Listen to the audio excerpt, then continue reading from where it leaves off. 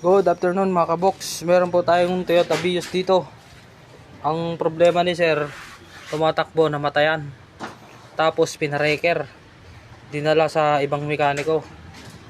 Ang sabi ng mekaniko, inikot nila yung pinaka main pulley niya sa crankshaft, hindi maikot.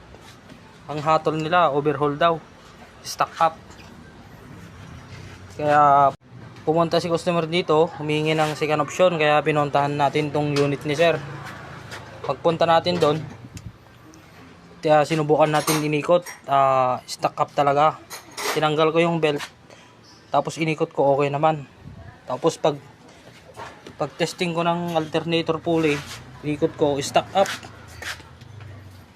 Ito pala yung naging dahilan kung bakit siya ayaw maikot at saka namatayan.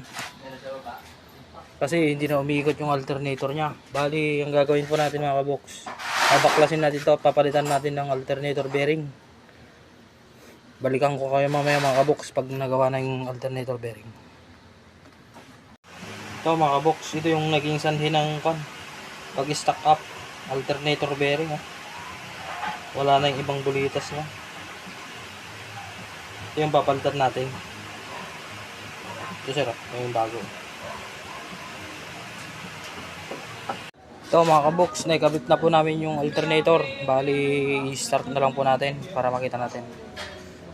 Okay, start! Tignan natin yung maandar. Ayun, maandar mga kabox. Alternator bearing lang problema. Sabi lang iba, overhaul. Pero alternator bearing pala. Sir, pinahutulan ka agad si sir ng overhaul.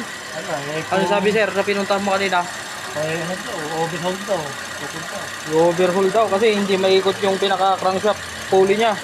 Buti na lang na second option kami dito. Oo. 45,000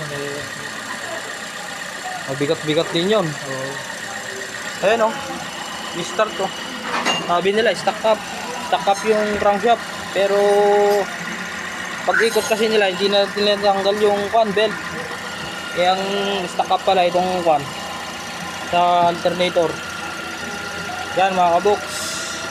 Sana maging aral na naman sa inyo to. Salamat.